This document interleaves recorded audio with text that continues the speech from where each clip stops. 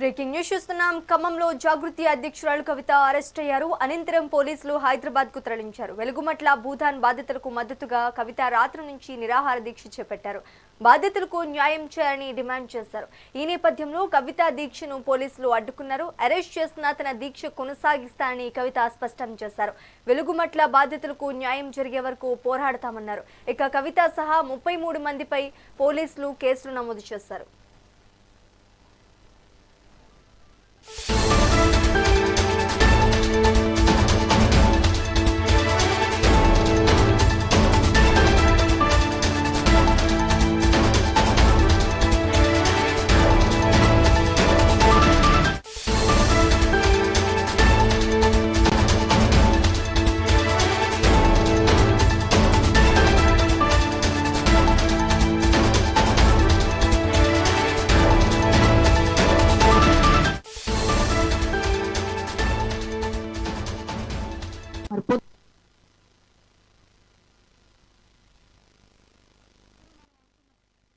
ఉండాలి, బలంగా ఉండాలి, ఐక్యంగా ఉండాలి, కొట్లాడాలి.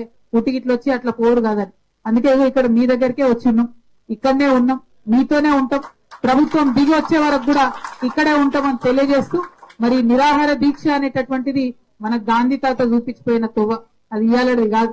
ఆయన అట్లా చేసి బ్రిటిష్ వాళ్ళు నిలగొట్టిండు. ఇవాళ ఇక్కడ ఉన్నటువంటి పాలకుల కళ్ళు తెరిపేయాలంటే కూడా మళ్ళా మనకు గదే గాంధీ తాత దిక్కు, ఆయన చూపించే మార్గంలోనే ఇవాళ నిరాహార దీక్ష చేస్తా ఉన్నాం. ఖచ్చితంగా మనం వెలుగుమట్ల నుండి ఇచ్చేటటువంటి చైతన్యం రాష్ట్ర వ్యాప్తంగా కూడా చక్కగా ముందుకు పోతుందని చెప్పి, ప్రజా ఉద్యమాలు చేసే వాళ్ళందరిలో ఐక్యత నింపుతుందని చెప్పి, ప్రజా ఉద్యమాలకు 1000 ఏనుగుల బలాన్ని నిరాహార దీక్ష ఇస్తుందని చెప్పి బలంగా నమ్ముతూ నిండు మనసుతో నిరుపేదలకు న్యాయం జరగాలని ఈ దీక్ష చేపట్టినాం.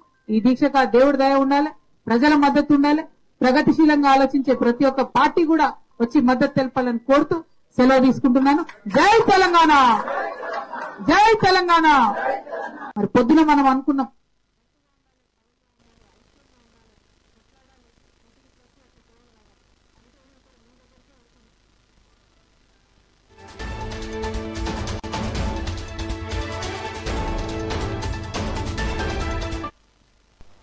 ఖమ్మంలో జాగృతి అధ్యక్షురాలు కవిత అరెస్ట్ అయ్యారు. అనంతరం పోలీసులు హైదరాబాద్ కు తరలించారు. వెలుగుమట్ల భూదాన్ బాధితులకు మద్దతుగా కవిత రాత్రి నుంచి నిరాహార దీక్ష చేపట్టారు. బాధితులకు న్యాయం చేయాలని డిమాండ్ చేశారు. ఈ నేపథ్యంలో కవిత దీక్షను పోలీసులు అడ్డుకున్నారు. అరెస్ట్ చేసిన తన దీక్ష కొనసాగిస్తారని కవిత స్పష్టం చేశారు. వెలుగుమట్ల బాధితులకు న్యాయం జరిగే వరకు పోరాడతామన్నారు. ఇక కవిత సహా 33 మందిపై పోలీసులు కేసులు నమోదు చేశారు. ఇక ఇదే అంశానికి సంబంధించి మరింత సమాచారం మా కరెస్పాండెంట్ ఉషా అందిస్తారు. ఉషా, చెప్పండి. తెలంగాణ జాగృతి అధ్యక్షురాలు కల్వకుంట్ల కవితను ఏదైతే ఖమ్మం పోలీసులు అరెస్టు చేశారు. ఖమ్మం అంబేద్కర్ భవన్ లో ఏదైతే భూముల కోసం తెలంగాణ జాగృతి అధ్యక్షురాలు ఇప్పటికే ఏదైతే తెలంగాణ జాగృతి అధ్యక్షురాలు వెలుగుమట్ల బాధితులకు మద్దతుగా సంఘీభావం తెలపడానికైతే వచ్చారు. గత 2 రోజుల నుంచి కూడా బాధితుల పక్షాన కవిత మాట్లాడుతున్న నేపథ్యాన్ని కూడా మనం చూసుకోవచ్చు. వెలుగుమట్ల బాధితులకు మద్దతుగా రాత్రి నుంచి కూడా నిరాహార దీక్షకు నిరాహార దీక్షకు అయితే దిగారు. డిఎస్పీ అధ్యక్షున విశారదన్ మహారాజ్ని కలిసి నిరాహార దీక్ష చేపట్టారు కవితతో పాటు నిరాహార దీక్ష చేపట్టినటువంటి పలువురు ఎవరైతే ఉన్నారో కార్యకర్తలు, జాగృతికి సంబంధించినటువంటి వ్యక్తులు, వీరందరినీ కూడా దాదాపు 30 పైచులకు ఉన్నటువంటి వ్యక్తులందరినీ కూడా జాగృతికి సంబంధించినటువంటి వ్యక్తులందరినీ కూడా అరెస్టు చేశారు. ప్రస్తుతం అయితే కవితను హైదరాబాద్ కి తరలిస్తున్నట్టుగా అయితే తెలుస్తుంది. మొత్తం మీద వెలుగుమట్లలో మొత్తం కాంగ్రెస్ పార్టీ చేస్తున్నటువంటి తీరు, భూములు ఉన్నటువంటి నిరుపేదలు ఎవరైతే ఉన్నారో వారికి సంబంధించినటువంటి భూములకు సంబంధించి మొత్తం కూడా నేలమట్టం చేయటం, అక్కడ పేదల పక్షాన కవిత చేస్తున్నటువంటి దీక్షను భగ్నం చేసే విధంగా కూడా కాంగ్రెస్ పార్టీ కక్షపూరితంగా వ్యవహరిస్తోంది అన్న కోణంలో కూడా చాలా వరకు కూడా భారీ నినాదాలు చేస్తూ కవిత వెహికల్ లో లిఫ్ట్ అయినటువంటి విధానాన్ని కూడా మనం చూసుకోవచ్చు.